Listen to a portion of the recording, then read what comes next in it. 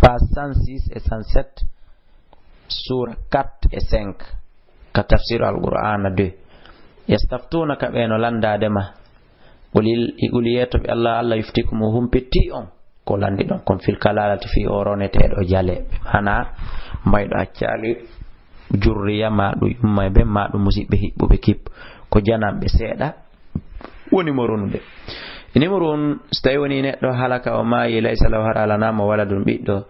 walaw harayno wadani mon ukhtum bandira falaha harayno wadani sonna jonni so feccere ma taraka konko acci wa huwa kanko kadi yari so akoni kanko gorkon kadi ronirta debbo illam yakul la silata nakimo waladun biddo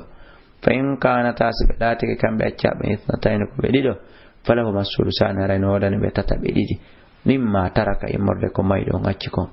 wa in kanu sibelat ke khwatan ko benene goto be rijalan wa nisan worbe rewbe boy hara enele fali dhakkari no wadani gorko mislu hazil unsayn e sifa yeru ngebal ko rewbe dido jettata yubayyinu Allahu lakum alla bangenani onni yubayyinu Allahu lakum alla bangenani on labbinani on an tadillu fi wa tawmaj wallahu alla bi kulli shay'in kalam alim ko andudo bismillahir rahmanir rahim suratul maidati madaniyatun bismillahir rahmanir rahim ya ayyuhalladhina amanu kunu yukum dimbe afuhunna bil uqudi e ko dum woni hadiji di willat lakum dagena nama bahimatul anam sodugol bahimatul anam tewne moradi de illa ma yutula si onara ko konko janga alaykum do modon ghayra muhilli soydi hara non wona on daginobe wanyugol barodi de tew barodi wantum tawno hurumun idon horminani hajjuma dum umra anna allah andeno allah yahkumu nyaaway ma yuridu konko fala nyaawda landi toto dum ya ayyuhalladhina amanu kunu yukum dimbe la tuhillu wa tondagin dai sha'irallahi habugol jihade mande jallani wala shahr al harama wana libi allah hormante ni wala al huda wana dum pewal wala qalaida wala qalaida wana di do kadi kolbaade wala amin al baita wana di do kadi holi di no kadi suudu holi be no fokkete ka suudu kaaba al harama teddundu yabitaguna tabeda ba fadlan buran min rabbikum wa jomo waridwanan ayarlu wa idha halaltum son dagentene ke fasta duanye tunno wala yiri man nako matafayon konitum wala yajri mannakum akke hakke dai mon renden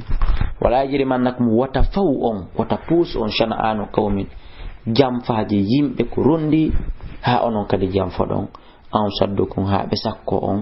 anil masjidil haram e julirde Allah teddune an ta'atadu ha jaggito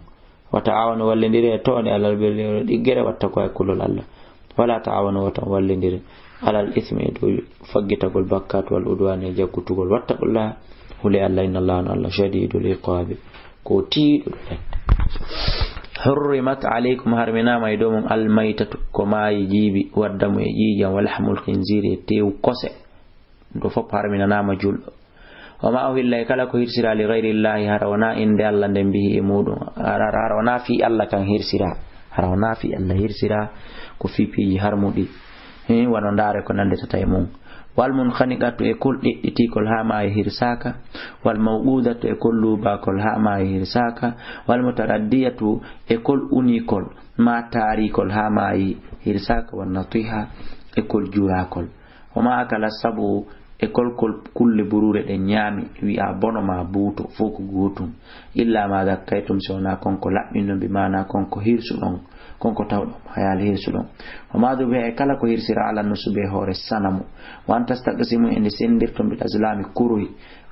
non ko kuruy won koy ka kaaba wadirte koy ndaro explication ko modum en wadino ka tafsir al-Qur'an arab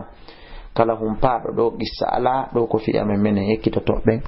on tigi nodday ka 657 60 5309 631 même numéro 628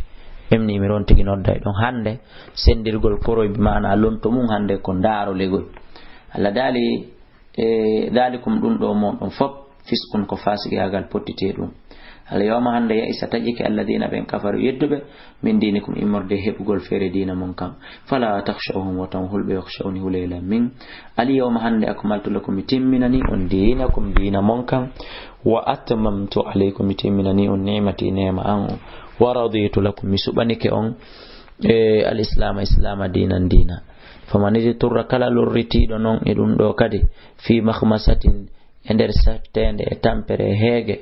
wayira mutajanifin harawna faggitiɗo tun leydi min bakkato fa inna lara Allah ghafurun ko yafotoɗomo rahimun ko yurmeteɗomo yasalunaka ɓeno landadema non joni madha uhilla lam akun daganiɓe non joni qul yataɓe hilla lakum daganike on at-tayyibatu kala laaɓuɗi dagiɗi ɗin wama allamtum e konko jannuɗon min aljawari immorde e dogayɗi moɗon mukallibina ɗeltaɗi wona bare dey bare no naata ɗon culligo wañayɗi kadi no naata ɗon kala kullum kun neɗɗo ɗelti kun o ne'i ta so wi kun cuu kun yahay kun nanga si kun wari kun ƴakkata kun memata jomma kun ara ko ɗum woni e ɗeltaɗi mo dogayɗi moɗon ɗeltaɗi moɗon to allimuna hunatano hiɗon janniɗi andini min mallamakumullah konko Allah andini o na wasi awe bareru ndum masalan yondu fontu deftere nde ma ndu jogi to alluwal ngal jannandu awale goy ko yawi bismillah cu ma wiya bismillah lowa kurangal hande kadi si ɗum ɗon mayi ataw mayi hirsaka rayno dagi fakulu nyame mimma amsakna alaykum kala ko ɗi jogitani o si bareru ndum wari joɗi ke ayni ɗon nyame so ngari wadhkuru jantuɗon ismallah inde Allah nden alayhi e dow muɗum si ndu noon wari yanu gandi fukkiti rupputude ndu ƴakka ɗon haray on tawaka wattaqullahu li Allah inna Allah Allah sari'ul hisabi ko yawɗo hasabore Allah dali al yawma hande wiɗe lakum daginanama at-tayyibatu laaɓuɗi dagiɗi ɗin wa ta'amul ladina ñameteji ɓen utul kitaba kaɓe defte hillul lakum ko dagani ɗum on wa ta'amukum ñamete maɓɓe kamɓe kadi hillul lahum no daganiɓe wal muhsanat e ɓeɗo sonnaɓe reniɓe sangiɓe min al mu'minati immorde gomɗinɓe wal muhsanatu e ɓeɗo reniɓe sangiɓe min alladhina immorde ɓe utul kitaba kaɓe defte min qablikum ko aditi on ida ataytumuhunna si on arde e ɓeɗo ɗo yesoni e ida ataytumuhunna si on jonniɓe si on yoɓɓiɓe ujurahunna joddiji maɓɓe ɗin ɗoni teŋeji maɓɓe ɗin muhsinina ara non ko ɓe reniɓe laaɓuɓe ghayra musafihina hara wona jinoɓe wala muttakhidhi akhdani wona jogitotoɓe jatigi hara wona gomɗiɓe ɓen ɓe han ɗum jogitade jatigi ɓen waman yakfur kala yedduɗo bil imani gomɗi nangal wallahi faqad habita ray gomɗi boni amalu golle makko ɗen